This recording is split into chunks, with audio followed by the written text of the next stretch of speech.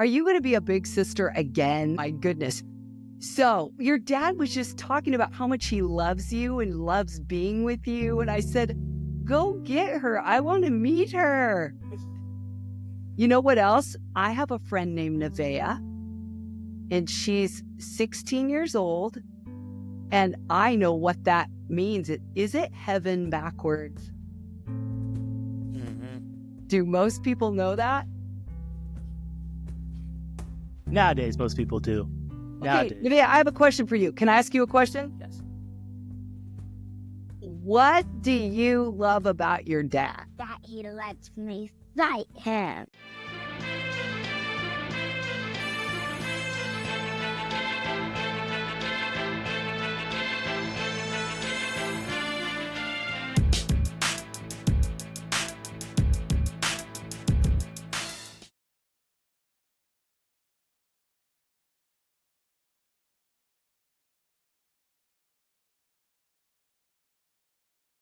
Hey guys, welcome to another episode of Mediocre Dads, where being mediocre is a choice and you have to refuse to be mediocre every single day. I'm your host, Queon. I go by Q, and on this episode, I am joined by a wonderful guest. I was super excited, looking forward to Michelle being on. I remember when we started talking last year, and I was like, man, I'm really excited, trying to get her on. And I was like, I get nervous sometimes when I'm like, maybe people just don't want to come on the show, and I'm like, you know what? But you wanted to come on. I was super excited, super happy that you wanted to come on and be a guest.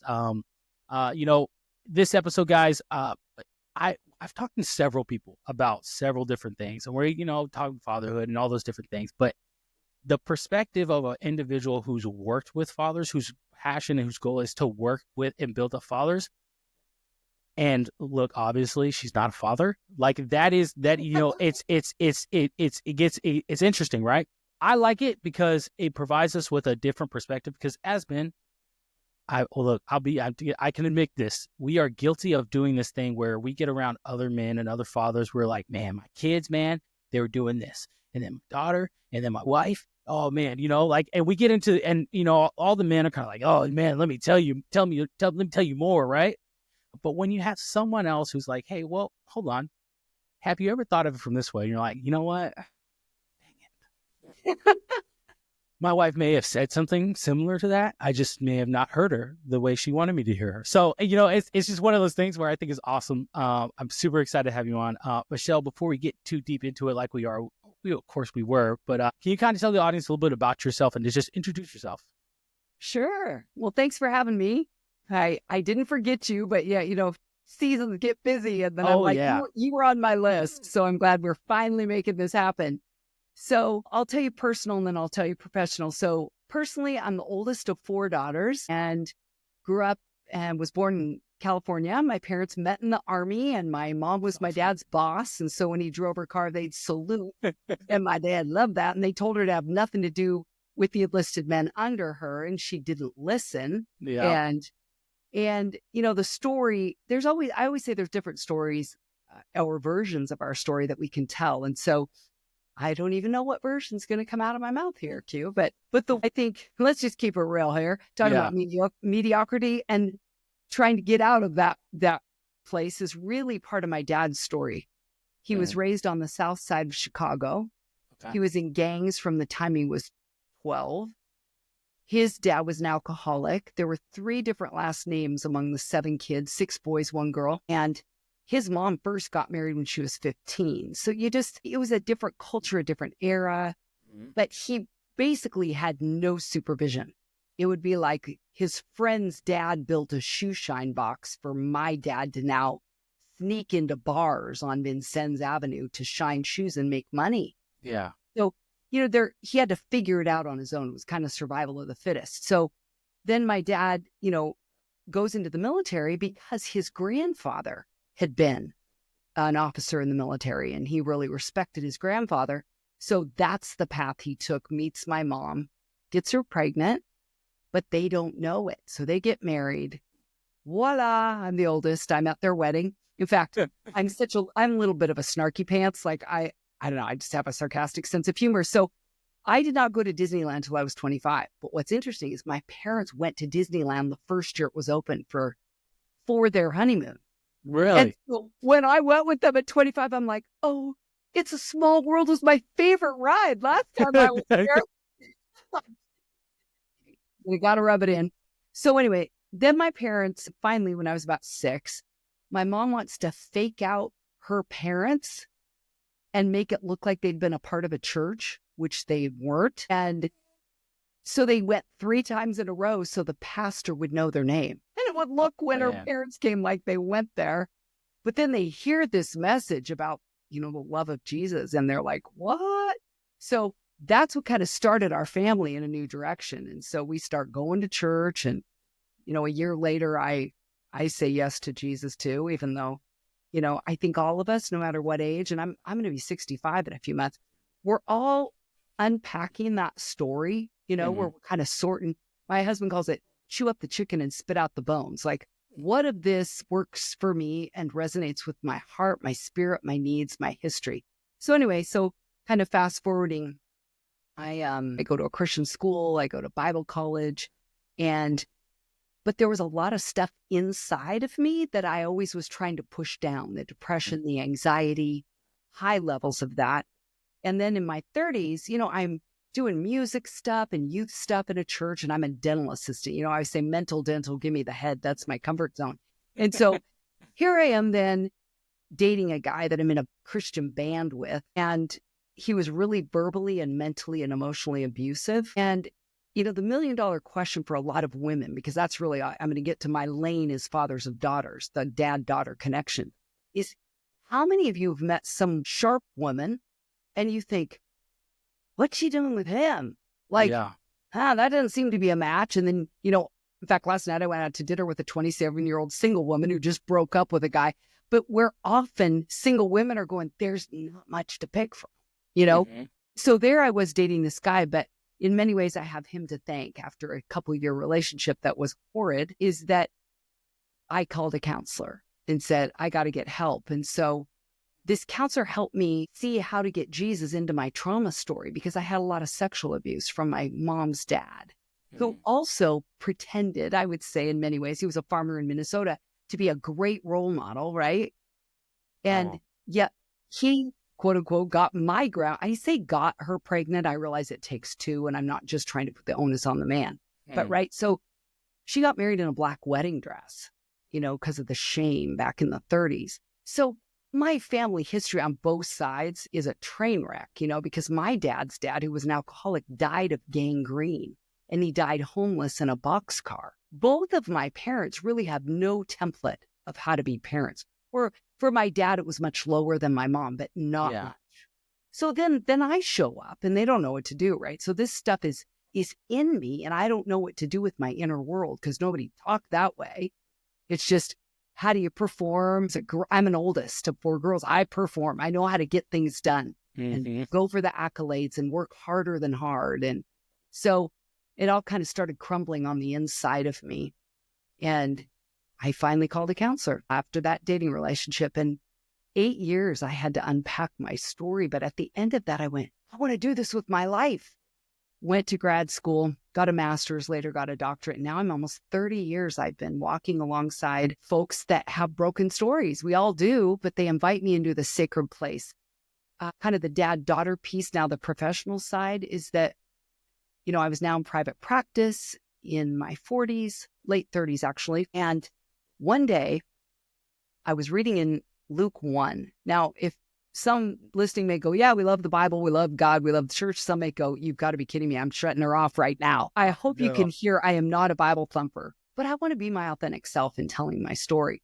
So I'm reading in Luke 1, which is kind of the whole Bethlehem section. And I read about Jesus' cousin, who's not yet born. His name's John. And an angel shows up to the dad. So cool point, to the dad, and says, your son is going to help turn the hearts, not the heads, the hearts of fathers to their children. And I literally got a wham download was, Michelle, that's what I want you to do, is what I heard. And I'm like, it almost like if God could have been standing right. I was that clear, that loud. And I'm like, what? You got the wrong girl. Like, a woman? Yeah. Women do not fly from Venus to Mars. Like, come on. I speak Venusian. I don't speak Martian. And yet I've used that as a bridge builder now to men and say, how many of you would disqualify yourselves from this role as a dad? Wait, you don't know my addictions. You don't know my choices. You don't know how I got in trouble. You don't know my history. You don't. And I'm like, well, me too. I'm like, this is nuts. Like I've spoken at conferences with like 300 men that are standing up, like welcoming me. And I'm just tears pouring because I'm like, I shouldn't be here. So especially let's add in the fact that I didn't get married until I was 60 for the first time during COVID to a widower who wrote the foreword to my first book and founded the National Center for Fathering. And so we had been professional colleagues. I knew his wife. She died 19. So, stepping into a whole new world is kind of where I'm still at. I'd moved from Oregon to Arkansas. Arkansas. Who's been to Arkansas? No one. I was going to say, that's a heck of a move. You got that right. We now have 18 grandkids. But anyway, that's a whole other story. But anyways, all this to say with fathering. So I hear this thing like, Michelle, that's what I want you to do. And 2 days later, I'm blow drying my hair. And I just heard the words, the ABBA Project. And I was like, okay. And you know how, I don't know if you know this, but for you, Q, but when it's like Holy Spirit inside, like saying something, it doesn't go away. Like it stays. And for a couple of days, it just kept, that's what I want you to do. That's what, the ABBA Project. And ABBA means daddy in Aramaic, and men love a project, hence the name. And so literally this December of 09, so January of 10, I emailed 11 dads whose daughters at the time in their teens and 20s were my counseling clients. I said, how would you like to join me once a month for 6 months? See if there's a change in you, your daughter, and your relationship. And of the 11 dads, Q said, we're in. And I've had people tell me men don't add more to an already full plate. Yeah. Unless there's a crisis or a need is what I've found with men. Because I'm bilingual now. I speak Martian and Venusian. I speak my native tongue. I speak a lot of Martian now, which means most of them listening to this are like, okay, the word count for the day, you already exceeded it, Michelle. I'm like, I know. Sorry. There's a book called The Female Brain by Dr. Luann Brizendine that says women speak almost 3 to 1, 20,000 words a day, and men speak 7,000 words a day. So we know that this is a lot of words, but thanks guys for hanging in there. But so back to the story. So these guys started and we ended up going a year and I had no curriculum. I just would listen to God going, address this, address body image, address sex, address self-esteem and how dads, and I'd always think male constructs. Wait, men love building. Let's talk about building self-esteem. Well, that goes together. I'd be like, men like this, here's a female concept, let's link them together. And then out of that, I did that for 10 years in Oregon. And as we know, COVID kind of changed things. And so, and then I moved and I've been out of that came a radio program called The Dad Whisperer, which is now only a podcast. It was podcast and radio for a few years. And so I have the Dad Whisperer podcast. I've written a couple books. Dad, here, I put them right here. Dad, here's what I really need from you. A guide for connecting with your daughter's heart. And then that basically is helping dads just understand their daughters. And you know what? I wrote every chapter is like 2 pages, 3 pages, maybe max. And I've had men come and go, I read 2 chapters last night. And I'm like, I know I did it with psychology in mind. Like I hate long chapters. I can't focus that long. I want to know I got it done. So I wrote it in Martian. I'm just telling you. And then this one, Let's Talk Conversation Starters for Dads and Daughters, which has 60 topics with scripts so dads can invest in leading and initiating and pursuing their daughters' hearts. And we as women on Venus, we figure things out by talking. So Dad, I want you to be equipped to know how to draw her out and ask her questions. And then I have had it translated into Spanish. And really that's my heart, is to equip men to be the dad and the hero they want to be, and the dad and hero that their daughter needs and wants them to be. That's so awesome. I'll say this the first, though. I've heard of those 2 books. I've been recommended the first book. And before we even spoke, before I even knew who you were, I've been recommended that book. I'm not going to lie. If you could see, you can't see it. Okay. I love to read, but I am one of those people. I'm like, once I'm reading one book and I'm reading, and then I'm like, but there's this other book that's really interesting I'm the too. Same. You just can't. My husband, really, he reads the beginning and the end. And then flips through the middle and you get through it quicker. I'm like, I don't really do that, but I need to start doing that. But also, these are on audio. So they're audiobooks as well. But I think what I always say is your daughter didn't come with a playbook, but I'm going to help you write one. So on this one, you don't even have to read all of the let's talk. It's a practical action book. Like take your daughter on her date, let her pick out the topic. And if you have younger daughters where the first chapter is more activity-based things, but I want dads to make it fun. Like I tell dads, how about ask your daughter this question? What item of my clothing would you love to see me get rid of? Come on. Huh. I'd Let her never, make you know what? fun of That's a you. great question. Yeah. Another question. Ask your daughter, tell me about your wedding day. And I'm talking 5, 10, 15 years old. Doesn't matter. She's probably thought about it. Most of them have. Ask her, what does your dress look like? What colors do you want? What are the flowers going to look like? Where do you want to go? What have you envisioned? Like, guys are out there playing army men, or building Legos. Not that girls don't do that too, but girls are playing a lot of times dolls or imagining. And so for a dad to be able to enter the world of a daughter, because I'm a daughter and I'm a woman, I'm like, here, I got some tricks up my sleeve for you to help you be a better dad. And then I say, don't tell her where you got the idea, which is where one guy was interviewing me for my first book and said, you know what, you should be called the dad whisperer. We don't like women shouting at us.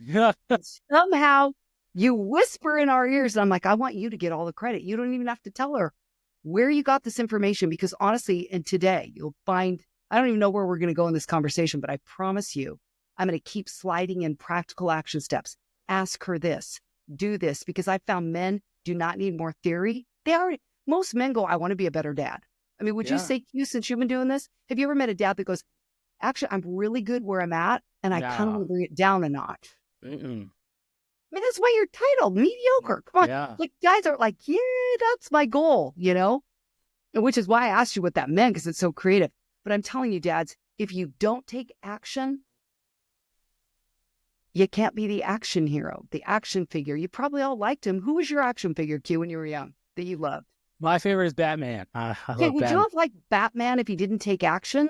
No, at least that's kind of... Come on. So let me tell you, let me segue from that into an observation that I've made from my now 15 years of traveling from Venus to Mars. And I'll check it out with you and you can tell me if you agree or disagree. But my first observation is that men would rather do nothing than do it wrong. 100%. Oh my goodness. Oh man. You know how many times? Okay, so I'll say this. My daughter asked me to do, she's like, Dad, let's go do woodwork. I'm just going to tell y'all, I don't know how to do woodwork. I don't know how to do that. Okay.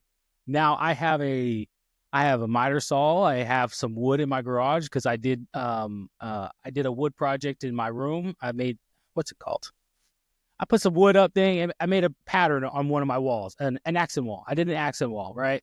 Cool. And, it was the first time really doing any of that stuff. And my dad, when he explains it, thank you. My dad explains it over the phone. He's just like, hey man, all you got to do is this, measure this, and you'll be good. And just make sure you get these pieces and you want this. And I'm like, that sounds really simple to you, because my dad has built both of his houses. The houses that they have on their property right now, he's built them. And you didn't do them with him? No, because right when he was really getting into the actually building the foundation and all that, I joined the Army. And so I left. And so it was kind of like, I remember I helped a few times, but then truthfully, that's one of the reasons I was like, I'm not going to visit as much if you're just going to ask me to help build your house, because I'm not going to live in the house. I'm not living in this house that I'm building. Don't get me wrong. I'm your son and I'll help you.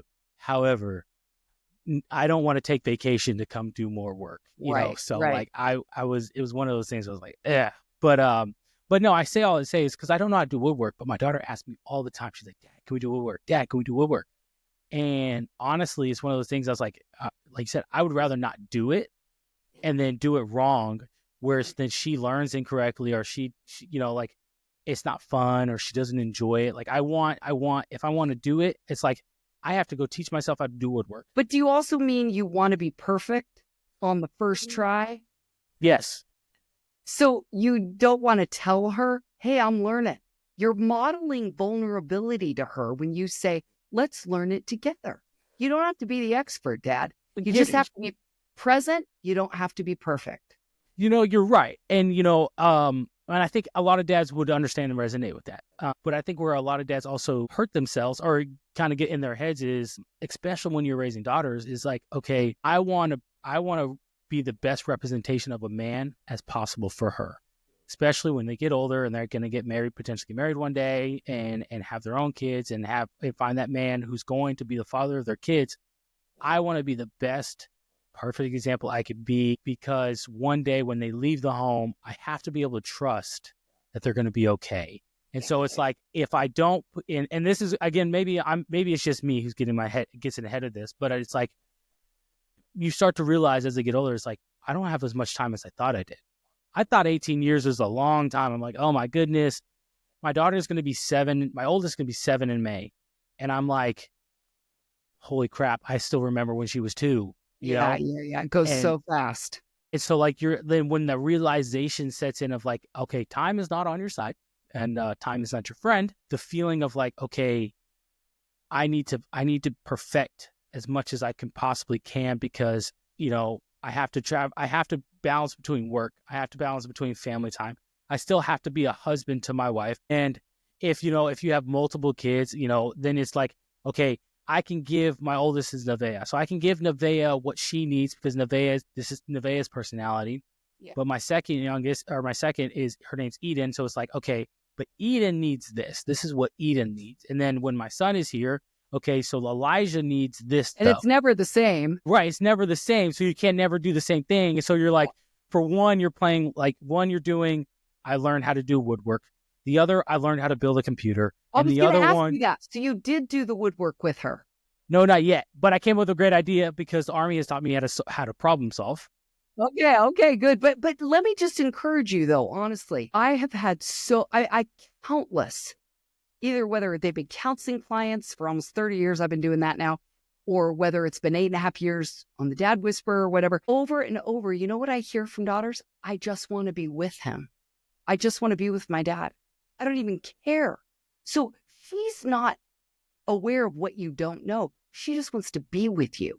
And do you ever find, and I'm asking this in all honesty, I'm not just trying to flip the interview to you, but just saying in this conversation. No, it's good. It's all perfect. I love it. Do you ever get in your head, and does the I would rather do nothing than do it wrong thing ever wanting to be perfect and have it all down first ever like get you sidetracked or block you or stuck you? Or is it usually a motivator?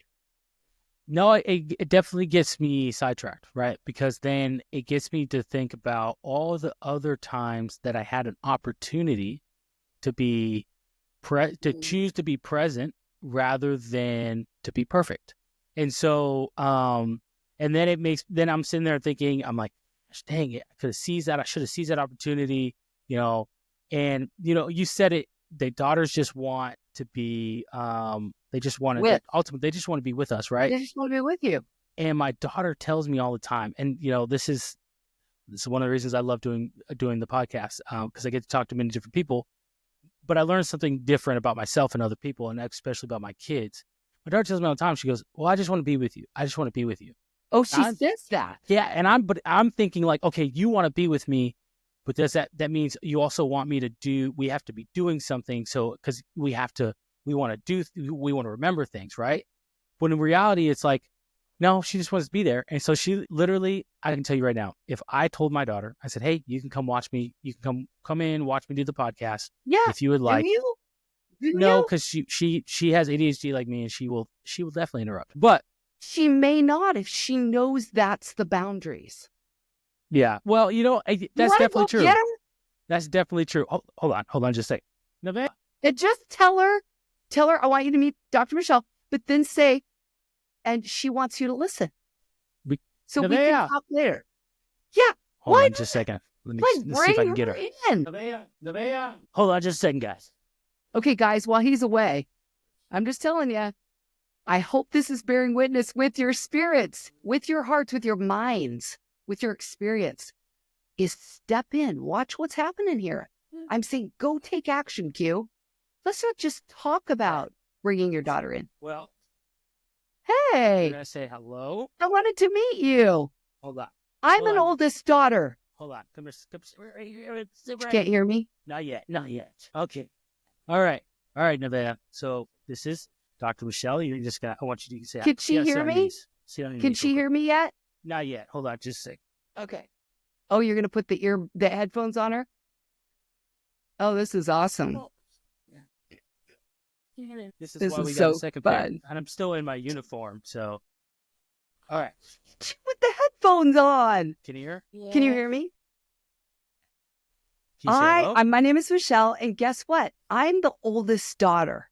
I'm the oldest girl of 4 girls in my family. You're the oldest of how many? No, 2. 2. Are you going to be a big sister again? My goodness. So your dad was just talking about how much he loves you and loves being with you. And I said, go get her. I want to meet her. You know what else? I have a friend named Nevaeh, and she's 16 years old. And I know what that means. Is it heaven backwards? Mm-hmm. Do most people know that? Nowadays, most people do. Okay, Nowadays. Nevaeh, I have a question for you. Can I ask you a question? Yes. What do you love about your dad? That he lets me fight him. That's awesome. You get to work out your muscles. Okay, next question. What does your daddy love about you? I don't know. What does he tell you he loves about you? What's your favorite thing to do with your dad? Besides fighting, what's your favorite thing to do with him? Or one of the things. It doesn't have to be the favorite, just one of your things. Games, sports Well, games. Oh, play games. I love that. Board games. Oh, yeah. That's awesome. Have you ever come in on your dad's podcast before? Yeah, one of them. One of them. This is your second time. Don't you feel like such a... Third. Oh, Third. third. Okay. That's awesome. Isn't that cool that your dad is helping other dads? Yeah. Yeah. So today we're talking about how dads can be dads to their daughters. So that's why I wanted to meet you. So thank you for coming in and saying hi. Here, do a smile. I'm going to do a picture. Do a smile. Okay. Okay, here we go. Okay, sit up. There we go. I love it. Yay, good to meet you. Okay, you. Bye, Thank you. sweetheart. Say bye. Bye-bye. All Bye. right. All right. Love you. Hey, can you close the door for me, sweetie? That's Thank you. awesome. Oh, I Sorry, love it. I am still in uniform bottoms, so that is... Oh, you are? Okay. that is Oh, my- that was so fun. I literally, yeah.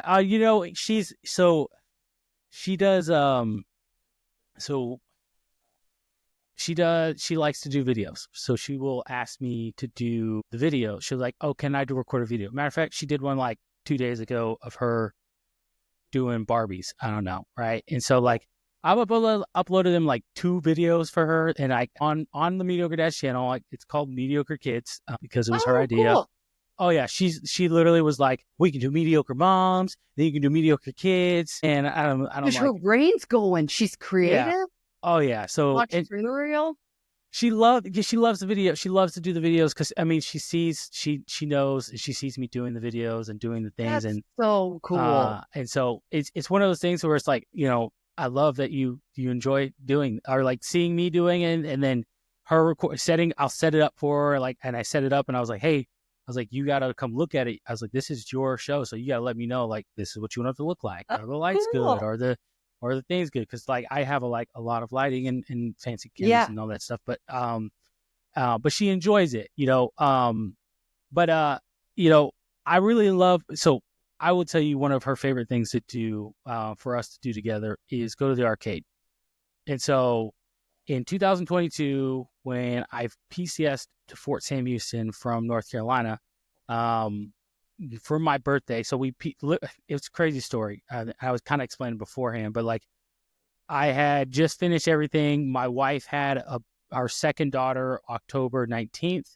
A week later, we are in the car driving from North Carolina to Texas. You got a good woman. Yes. I tell people all the time, I definitely have a keeper for the rest of my life. And so we literally, we drove here. Her mom helped out too, but drove all the way here. We got our older one. I got 2 dogs and my postpartum wife, who's just like, Right. I just had a baby last week. Like I can only do so much in sitting in this car, right? Like 3 days later we get here, and we get here right on, it was 2 days before Halloween. Got here 2 days before Halloween. And so, we do the whole trick-or-treating thing. My birthday is November 12th. So my birthday comes around and my wife's like, well, what do you want to do for your birthday? I was like, honestly, I don't even know. Like, we just got so much going on.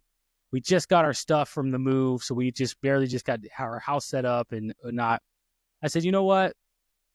Let's go to the arcade. So I take the whole family to the arcade. I was like, this is what we're going to do for my birthday. She had a blast. She literally had a blast. Like, I've gone to the arcade 2 times for my birthday. So I went in 2022, and then last year we went to the arcade for my birthday. And it's called Main Event, and I love the claw machine. Like, literally, I will Nobody's go broke. good at those. Oh, look, I got quite a few things. I got to spend some time there. But I will pay the money to be able to win something on the claw machine. And I will always leave there winning something at the claw machine. I don't know what it is, but I love it. I just love the claw machine. And so, like, we play it, but like, she enjoys the arcade where she'd be like, hey, can we go to the arcade? And I'm like, well, not today, but she enjoys going to the arcade, and we'll play the different games, and it's a blast to her. We love it. We enjoy it. But those are just one of the things we like to do, right? But again, like you said, the biggest thing is it's about the presence, and sometimes we can get really our head wrapped around the fact of like, oh, well, it's about presence, but then also rather PRESENTS. Yes. Presence. Yes. Rather than PRESENCE, being right here in the present, which actually is the segue even into that statement about where I've observed men would rather do nothing than do it wrong. Mm-hmm. Then I say to them, but you get number 2, that doing nothing is doing it wrong. Yes. You stall out going, well, I don't have it all together, because research shows that men tend to thrive and connect and bond with what's called shoulder to shoulder orientation, which is why I've had some dads say where I had the best talks with her, even for myself, is when we're in the car, because we don't have to look at each other. But for a lot of women, and remember, all of you either are married to a woman, you were married to a woman, or you have a relationship with someone we're all daughters. So this stuff applies across the board, even if you work with us as women, is we figure things out by talking. It really is true. And we read eyes.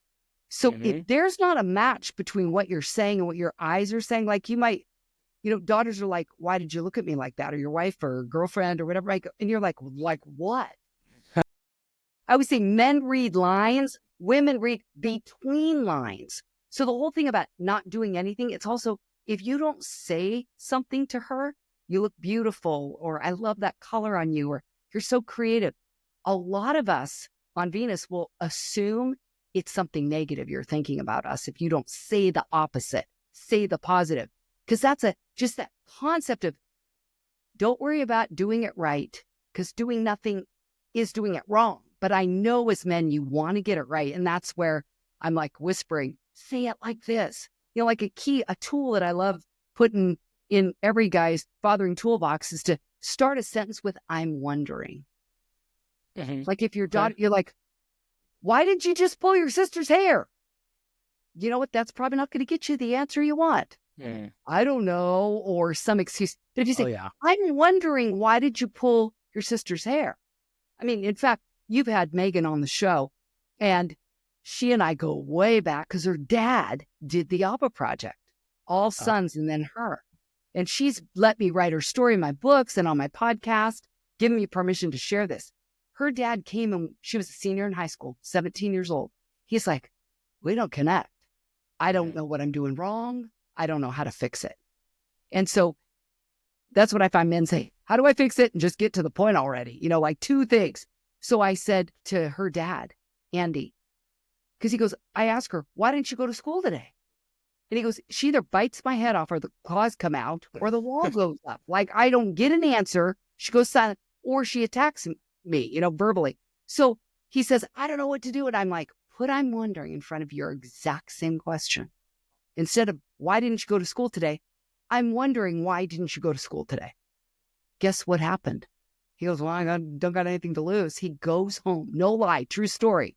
And he says to her, hey, Megan, I'm wondering, why didn't you go to school? Why didn't you go to school today? And she goes, oh, yeah, well, we had a late start and stuff. And he was like, she's talking to me. And I'm like, your tone changed. Rather than hearing this as an inquisition, she heard you actually wanting a conversation with her.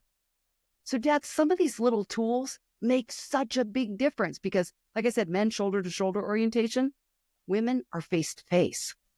But we read your face, we read your eyes, and we want to have a conversation.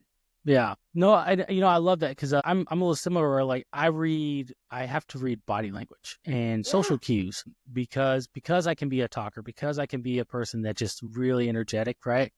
I have to pick up on social cues because not many people are going or willing to be as honest as I am in certain conversations, especially if we just met and say like, hey, you're talking too much. Shut up already. Right. So then it's like I read social cues like, okay, their body language says they're ready to be done with the conversation. So I'm like shifting, looking at the other direction, looking at their watch. Yeah. Yep. Some little cues be like, all right, yeah, kind of looking around like, okay, this person wants to be done with this conversation.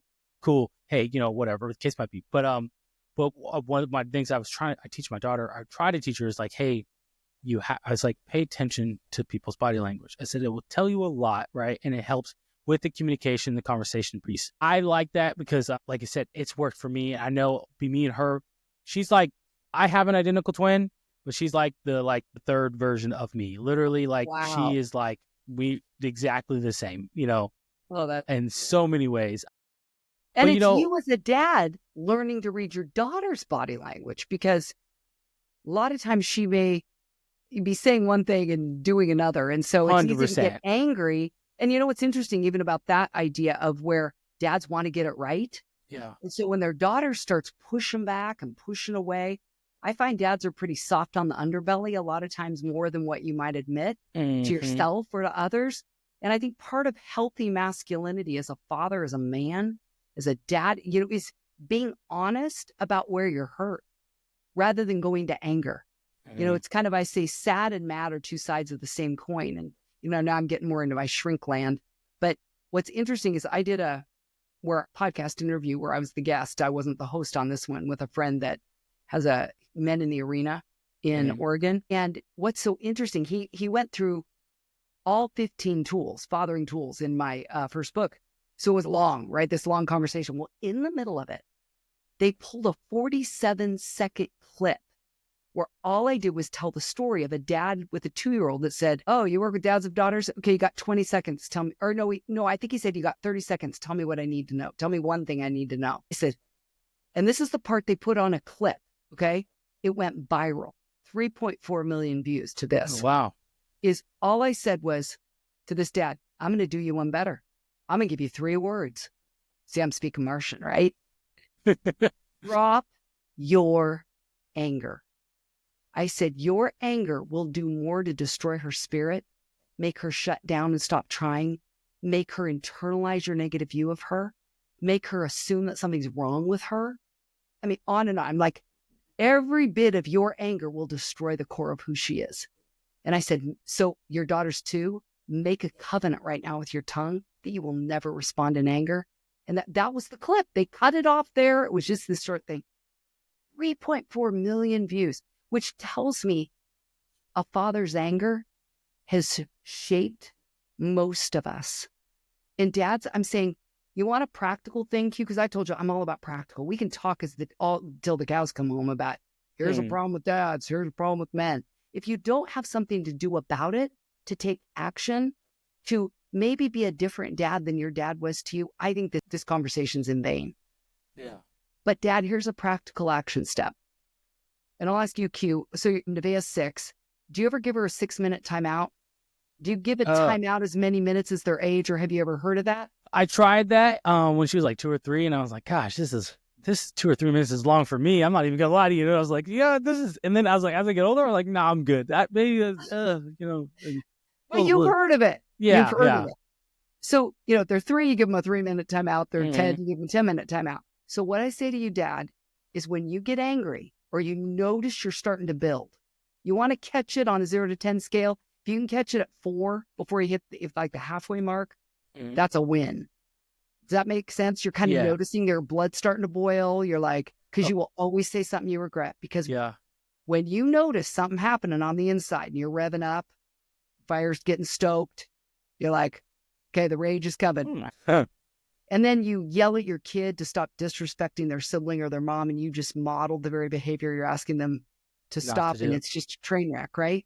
So I say, Dad, if you can catch it, give yourself a timeout as old as your age, as many minutes as your age. So if you're 30 years old, you need a 30-minute timeout. If you're 50, you need a 50-minute timeout. Do you know why? To cool your brain. Because what happens is that midbrain right here in the middle, that's what gets on fire when anger hits. And so this prefrontal cortex, it's called, this is where we make good decisions and we think and we have reasoning and good judgment. It goes offline. Literally is offline. And so your kid is over there with, licking their wounds and sometimes with lifelong injuries, and you don't even remember it. And so part of this idea of being able to do something with your anger, in fact, a dad I counseled right at that time said, I listened to your video and something clicked for the first time. A 60-year-old man said to me, I've always been trying to control my anger. I never even knew I could make a decision to drop it out of love for my daughter. And he made this intentional decision of, I'm committing, I'm making a vow with my mouth, with my tongue, I'm not going to respond in anger. But Dad, go out of the house, go take a walk, go away for as many minutes as your age. And I promise you, when you come back, you will have cooled your midbrain. Your frontal cortex comes back online. This frontal lobe is powerful, and you will lead better. You will love better. And there's no part of it that will be anything other than a win. So I have a question, because I think that's phenomenal advice. And it's not to say, well, I guess I want to push back just a little bit because I'm curious, in the sense of, that sounds, I know it can be effective, right? I definitely know it can be, especially for me, someone like me who is definitely anger driven a lot. So am I, by the way. It's the Army's fault. That's the one that is not hard for me to tap into. Oh yeah, right. And I tell people all the time it's the Army's fault. Really, it's not. But for your kids, right? Like, especially if you're trying to correct something in that moment, right? And it's like, okay, hey, this needs correction now. Now, don't get me wrong. It doesn't mean every time you correct, you need to come off as an authoritarian type of figure in your home. But at times it's like, hey, I need to correct this. I need to nip this in the bud. If I don't nip it in the bud now, it's going to cause problems in the future. However, how I address it is also important, because, you don't want to make your kids feel like, they're living in a place where it's like, hey, there's a ticking time bomb and we don't ever know when it's going to go off. Which is a lot of the feedback I heard after that viral video. But it's kind of like, okay, so how do you balance the act of like, hey, I need to correct this, I need to nip this in the bud, but also, okay, I should take a break before I take that. Okay, I'm 30 years old, so let me take that 30-minute break. Let me calm down because Lord knows, I give you a perfect example. My daughter, I sent my daughter upstairs because she was breaking down. We were trying to build paper airplanes. It didn't go the way. She wasn't listening. I was like, and she just started crying. And I told her, I was like, crying is okay. I was like, crying is okay. Throwing a fit is not. That is what I tell her. I was like, crying is okay. But I said, throwing a fit, especially a fit where I think where her 2-year-old sister would throw a type of fit, where it's like, I'm throwing myself on the floor and I'm going to scream and cry. But crying in the sense of like, hey, I'm upset. Like, I can handle that. But when you throw a fit, you throw yourself on the ground and you're 6 going on 7. I can't handle that. I don't. That's not beneficial for anybody. So I sent her up to her room. I was like, hey, go take it. You need to take a moment, right? Take a break, right? Give her a 7-minute timeout. Yeah, and sure enough, her sister is in her room. Now she just loses it, right? She's already upset now. She just loses it. And all I hear is a miniature Queon upstairs, going yelling at her younger sister. And so I'm like, oh, no. That is not your role in this picture. So I go upstairs and I go, what the heck is going on? I walk in there and these two are just almost basically trying to get almost at each other's throats, pulling his toy, and they're like, yeah, it's mine. And I pull them apart, and I put one on the bed and I tell the other one to get out. And I'm like, I don't know what the heck is going on. And how intense, by the way, 0 to 10 on the inside, what number were you? Look, on the way up the stairs, it started at a 3, and I was like, let's keep it here. By the time I got to the top of the stairs, I had heard too much screaming, and I was already there. I was like, What get number? it. I was at a 10. Oh yeah, I was You were at a 10. I was livid. So what's your question for me? Okay, so in that moment, right, what I need to nip in the bud is, hey, you guys are arguing, screaming, pulling these toys, ready to pull each other's hair, right? I need to nip this in the bud. But if I'm coming up the stairs heated, I'm already at the 10 at the top of the stairs, I just turn around and walk back down the bottom of the stairs and let them scream at each other? Yes, sir.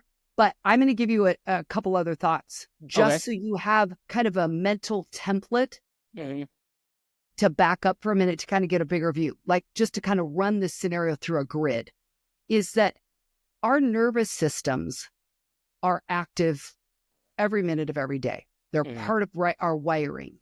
And so we have fight, flight, freeze, reactions. There's another one called fawn where we submit, surrender. But let's talk about fight, flight, freeze. Responses all the time.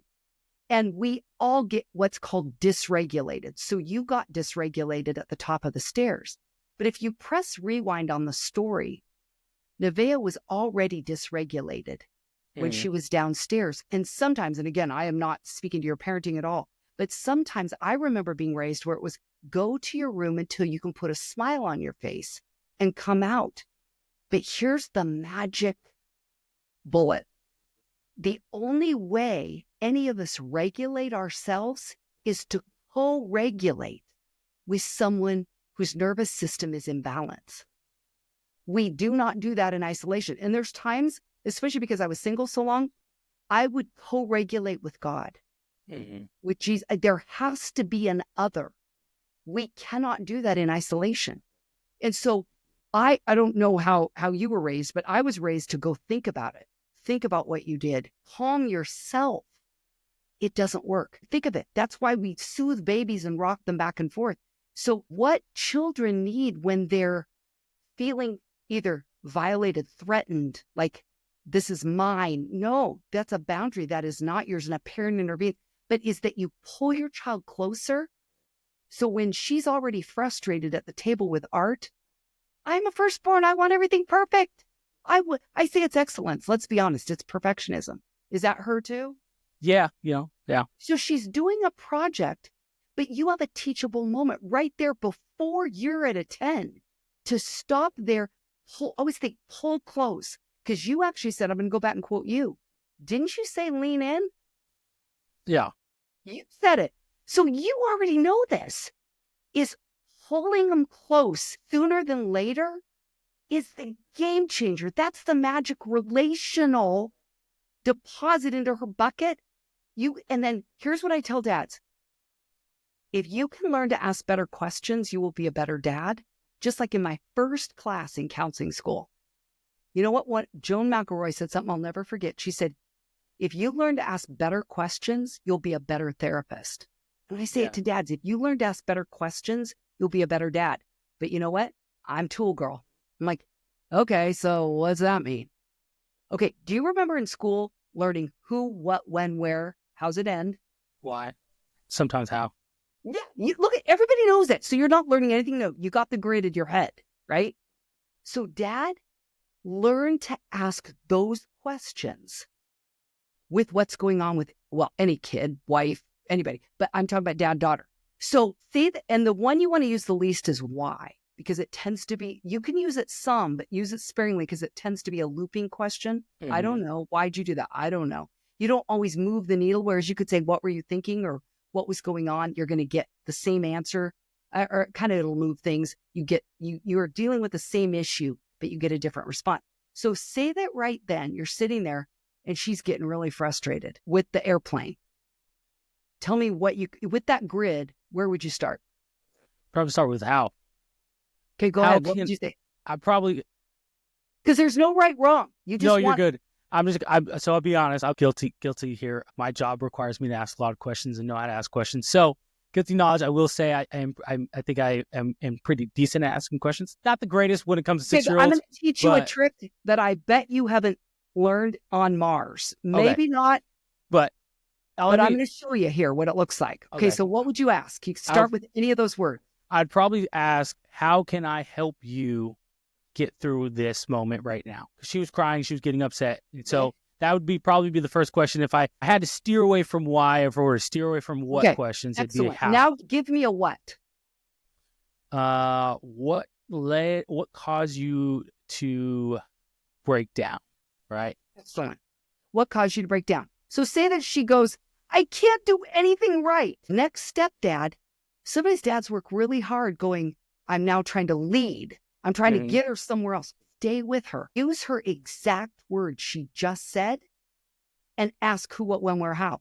And so what it does, it's like opening up a flower because she knows you heard her rather than you're working way harder than you need to by going in another direction. Yeah. So maybe she goes, I can't do anything right. I always do it wrong. How are you doing it wrong? What's wrong with it? See, where is it wrong? There's no way to do this wrong or right. You just, any of those. Do you see what I'm saying? And then you use her exact words. See, that's the difference in asking good questions, is you stay with your person rather than trying to take them somewhere. You give her the gift of your presence by asking questions. So say that you then say to her, honey, what's wrong with it? It's really good to put in those kind of sweet words that you have for her. Honey, you calls her back. Honey, what's wrong with it? And you stay in a tone, right? A tone that's softer than, what's wrong with it? It looks fine to me. What's wrong with it? What might she say?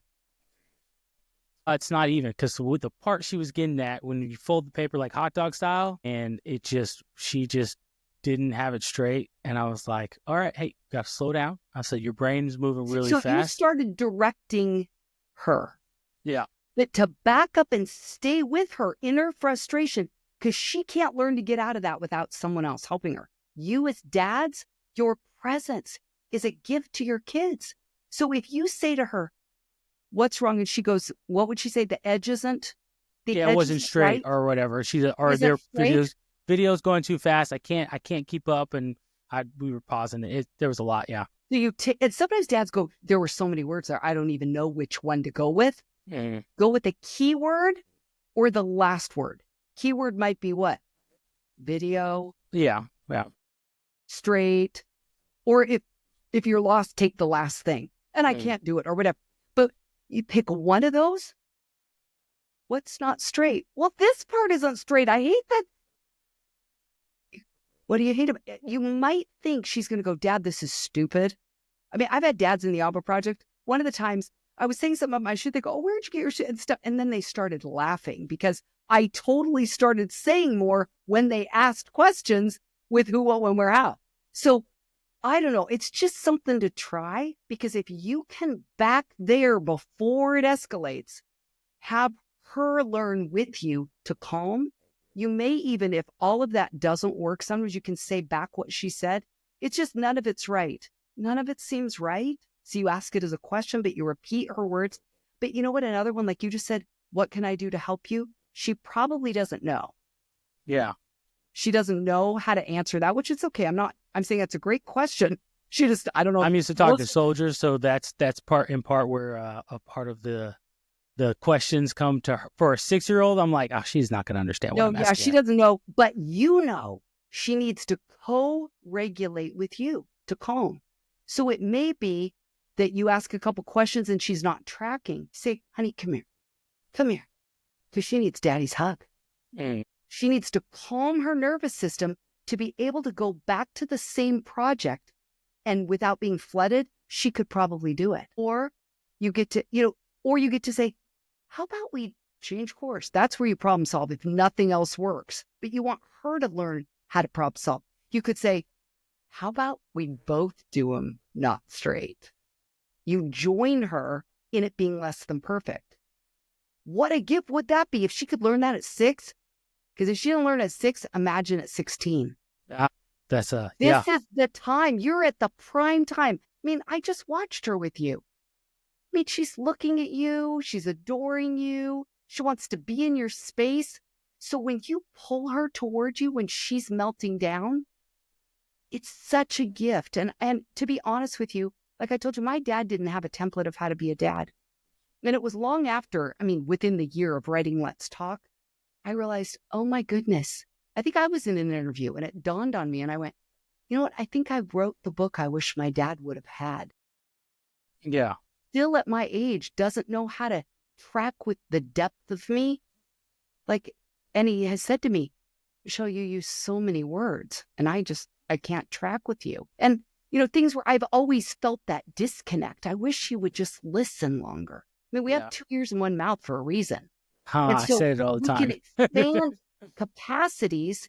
I tell men, you know what? When your daughter sees that you can watch, a 3.5-hour Chiefs game or a national championship or your favorite team, or you just saw Ohio win, right?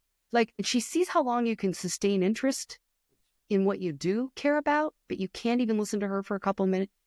Or again, we read between lines. She's internalizing that and going, what is it going to take to get my dad's attention? So I am not in any way, shape, or form trying to ever criticize fathering, because I think any attempt is a win, really, honestly, in so many ways. And I'm grateful that my dad was trying and he was talking to me, but I really have a passion to see dads back to the hearts, turning of their hearts, which is softer, more emotional, intuitive, patient.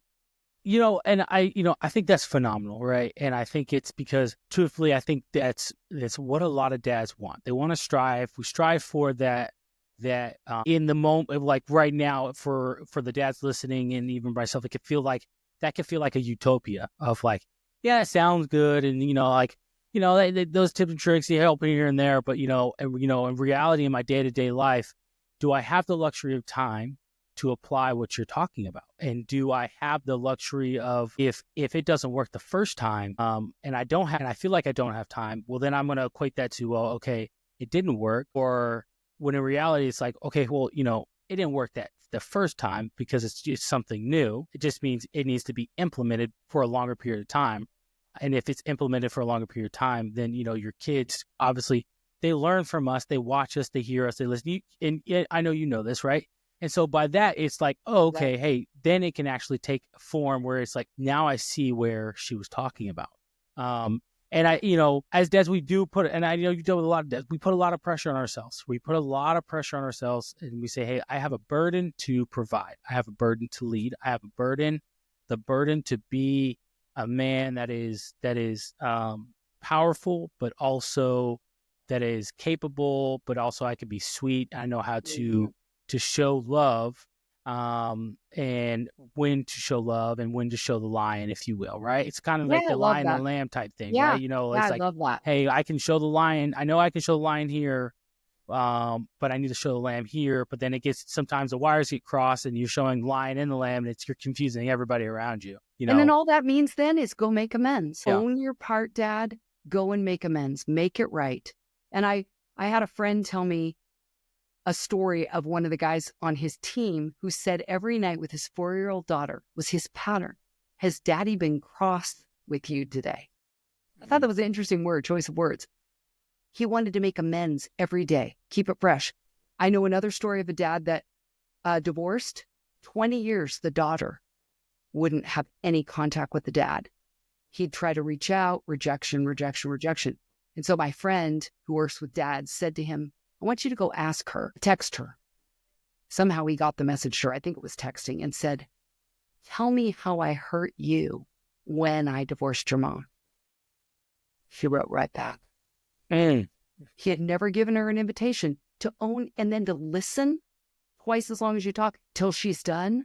Ask who, what, when, where, how, and their relationship restored because Dad was willing to say, tell me how I hurt you. So Dad, make amends, humble yourself, and be willing to make amends, even with a 4-year-old, even with an 8-year-old. Well, I tell people, so the one thing that I do for me, and that works, and I learned this from my dad, is, and I tell you, growing up, I would get so upset with him. All right. I'd get in trouble for whatever rhyme or reason. I have a twin brother, and, so we would get in trouble, whatever we were doing, just doing crazy things. We get in trouble, receive our consequence. And then within it never fails. Whether it was that night or within 5-10 minutes afterwards, my dad would be like, hey, come here, come and give us a big hug. And he squeezed us and was just like, okay, what is this? What's going on right now? And he was just like, hey, he goes, hey, I love you guys, and, I I don't punish you because I hate you or dad wants to take it out. You know, it's like there are consequences to what we do. And so now, fast forward to to having my own daughter. There in the beginning, I didn't do it, but then I remembered that lesson. Again, Mediocre Dads has taught me a lot of things for myself as well. I remember that lesson after one of our conversations, and so from this point on, every time my daughter gets in trouble, I guess you know what? I'll finish this with an example, the perfect example. So with the example when I was talking about the other day, where I came up the stairs, right? And literally, y'all, this was like 2 days ago. So this happened. It's fresh. Yeah. So fresh. This kind of was fresh in my mind. All this happens, it tries to sit there and I immediately feel like I just got too angry with her, I felt bad. So I called her into my office where I am now and I have her sit down and I try to talk to her for a little bit. It's not going anywhere. I was like, all right, you know what? I can guarantee she's already kind of forgotten this. She's moved past this. She's just ready to move on because she's just happy to be hanging out with me. So I call her over and I say, hey, come here. I hug her and I always do it with my dad. I give her a big hug. I squeeze her and she's like, awesome. And I'm like, hey, sweetie, I love you. And she goes, yeah, you tell me that all the time. And I'm like, she does one of the things. She goes, Dad, I know you're going to tell me you love me. I get it. And you're just like, yeah, because I do. And I want to hug you. And she's like, and then, she's moved past and she moved on. Yeah. But like, it was the moment of where it was like, okay, we've moved past it. It's over and done with. That relational connection. See, she connected to you. But what a compliment to have your daughter go, you always tell me you love me. Like, you're like, what a compliment. When she first told me that, I was like, duh, because I do. But like at the same time, I'm like, okay. As long as you know, I just want to let you know, Let she knows it. That's awesome. And so like, it's just one of those things where being a dad is a journey that is just, it's insane. And like you said, you don't get a blueprint for like, and that's for both mom and dad, right? There's no blueprint that you're given. Like when you first sign on to a new job and they say, hey, this is the curriculum. This is the SOP. This is your left and right limits. This is what you need to do. This is how you start and go from there. No one gave you a blueprint. They said, hey, just keep the baby alive. And you're like, cool, I can do that. I think maybe, hopefully. I don't have any milk. Mom does. Mom's got the milk. Mom's got the feeding. I can help with the changing. I'm a big dude. This baby is small in my hands. You know what, Mom? I'm afraid that I don't know, like this small human being, especially when they're newborn, you're just like super concerned. Yeah, exactly. But like, so essentially, like I'll never forget it. I'll never forget it. We have our first daughter. We have Nevaeh. Nevaeh is born and we're super excited. A day later, they're like, hey, yeah, we're ready to discharge you. And I'm thinking to myself, what the heck? Whoa, this is maybe a little too fast now, guys. We need some more time in the hospital to try to get our feet under us, and they're like, nah, people are having babies like crazy. I remember the discharge happens. They wheel my wife out in the wheelchair. I pull the car up and they're like, okay, outside the hospital, like, well, hey guys, good luck. Congratulations. My wife stands up. The nurse pulls the wheelchair, goes inside. And I'm like, this is us. This is our part now. We have to do things now. Like this is where we're at, and I never forget the moment of just being like, wait, come back. No, can I stay longer? No training wheels now. Yeah. Like, I don't even know I was like, this is too soon. Like, I don't know how to ride the bike yet. Yeah. And we put her in the car seat. I'll never forget. This is the slowest I've ever driven before in my life. I'm a pretty precious cargo right there. Yeah, I like to drive fast, but let me tell you, she's in the car and I'm like, oh my gosh, any bumps, she's gonna feel it. Like, what, she's like, is she okay? Like, it was just a feeling of just like, oh my goodness, I'm responsible for this being. And I tell people, I like to tell dads, I like to tell husbands especially, and I'll come full circle here, is when you're mad at your wife, right? Say they're married and they're mad at their wife and they get in an argument and they're like, you know what, maybe this is just meant to be. I tell them, remember that moment when your wife was walking down the aisle and you were just like, whether you were in tears, you were smiling, you can't forget that moment, right? Most men, 90% men, they're not forgetting that moment when their wife came out the aisle saying like, I get to marry this person. This is amazing, right? I said, think about when your daughter or your son was first born, how you felt, where you were just like, this is me. This is the little human being is mine, right? Yeah. And I was like, so how angry you get at your kids, right? if you could think back to that moment when they were first born, or how like precious and how you swore up and down you would never ever want to be so angry with them, like like you're like, I would never treat them this way. They're precious to me, right? I was thinking about that moment, and it helps you really kind of rebalance, refocus to be like, you know what? Is it worth losing my cool for, or is this a moment, opportunity I can really just say, hey, I don't appreciate you doing that. It makes me upset when you do this, because you're not supposed to, or I believe you're supposed to do that. And then boom, right? Something happens there, and whatever happens, it's amazing. I'm not perfect at it. I'm still learning, but that is kind of like my technique of being able to get to the point where I'm like, I don't want to be so angry, more authoritarian with my kids. I want them to be like, no, my dad's really cool. And I could talk to my dad, and he could tell me how he feels. I can tell him how I feel, and we help each other get back to that point. Still, father and daughter relationship, right? It will never. I tell people all the time, me and my kids will never be friends, but we'll be close. You know what I mean? We'll be close where it seems like we're friends, but we'll never actually be friends. I love my kids. We'll never actually be friends. I'm good. I promise. I got enough friends, but. Other than that, that's all I got. Do you have any other last piece of advice, any past wisdom that you want to bestow to fathers, especially because you've given us a lot, and I think it's insane how your story how you're able to incorporate your story, but then also explain like, hey, dads, how much you want to bet this is what you do, and 9 times out of 10, most dads do it because look, I think we're all guilty of we have the same formula, if we will, of how we think what being a dad is, right? And so, but is there any last piece of advice that you would give dads, or especially new dads? Because I think that's where the rubber meets the road in the beginning, where you're the new dad and you're like, okay, what type of dad am I going to be? And you, in your mind, you say, this is what I'm going to be, because as long as they stay this cute, I'll be this type of dad. But then as they get older, you're like, no, you need to understand. But, I like how you just brought up that, like, hey, in the military, you've got, what do you call it? An SOP or whatever. SOP, standard operation procedures. Right. That gives you this template or a grid or expectations and standards. And every job you've ever had, every car you've ever bought that's kind of what you do in other parts of your world. But so many times in relationships like marriage or kids, things aren't written out. I would say, Dad, how about that today? Write down 10 things, even if you're a new dad, 10 things that you want to commit to as a dad. Maybe they're 180 degrees different from what your dad dealt to you or modeled to you, but why not make that your intentional prayer list? Put it up in your closet, put it up at work, put it on your notes in your phone. These are 10 things that I want to commit to, especially at the beginning of this year. For how about thrive in 25? Like, do 25 things, but make that your focus every day to read that list. I want to grow in patience. I want to grow in humility. I want to grow in listening.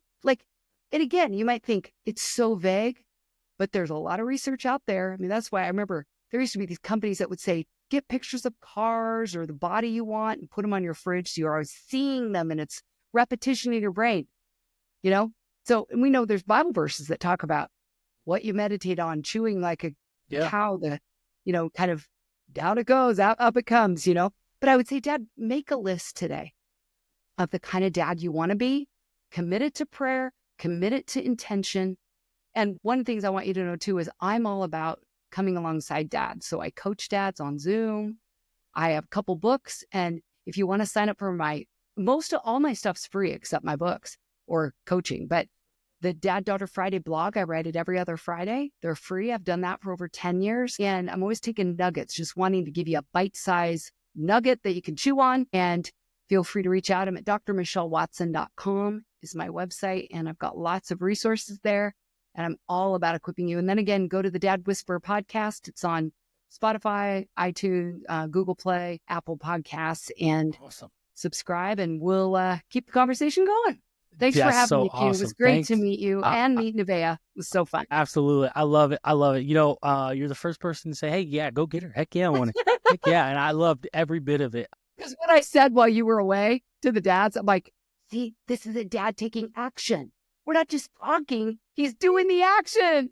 Yeah. No, that's so awesome. I love that. So I will tell you all this, first and foremost, picture like she said, write down 10 things. And one of the best things I've learned from reading a book was accountability mirror. If you read Can't Hurt Me by David Goggins, you know what accountability mirror is. You write those things on those 10. You see it every day, every morning when you wake up. Let me tell you, when you're brushing your teeth and you see that, you're looking at you in the face and you're just like, I have to do this. I have to do it now. It's in your face. You have to do it. So I 100% encourage y'all to do it. Okay, you totally set me up. I know we've kept them way long. No, you're good. But I've got to put this one in because you just brought that up. And this is too close for me not to give dads one more idea.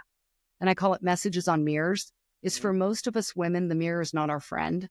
We see every flaw, every gray hair, everything wrong, every bulge, every cellular. I mean, the mirror is not for most women their best friend. Yeah. But I give dads dry erase markers. In fact, literally, I'm not kidding you. I keep them here.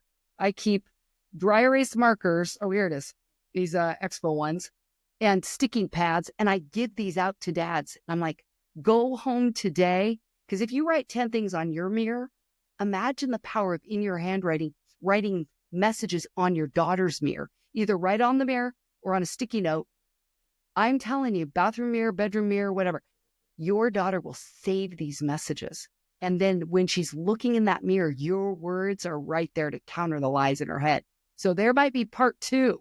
Write down 10 things you love that you want to work on as a dad. Write 10 truths about, and remember your wife's a daughter. She would love this too. And then put that into action. How about that? 2 for the price of 1. I love it. You know, my wife actually had for the longest time a note from her dad in her car, in her mirror above her head. I think he said it's like, you're beautiful, something. It was just a little note, and she always had it in her car mirror above her head in her car. It just stayed there. It literally stayed there. That thing did not move, but it was always there, always there, and always helpful. Dad's handwritten message, it stays. So there we go. Action steps for dad. I love it. Look, y'all. Look, I know we kept you guys super long, but it's all good. Hey guys, you guys already know where to go. MediocreDads.net. Go check it out. You already know where to find me. And of course, y'all, being mediocre is a choice, and you have to refuse to be mediocre every single day. That's all I got, guys. Mediocre Dads out.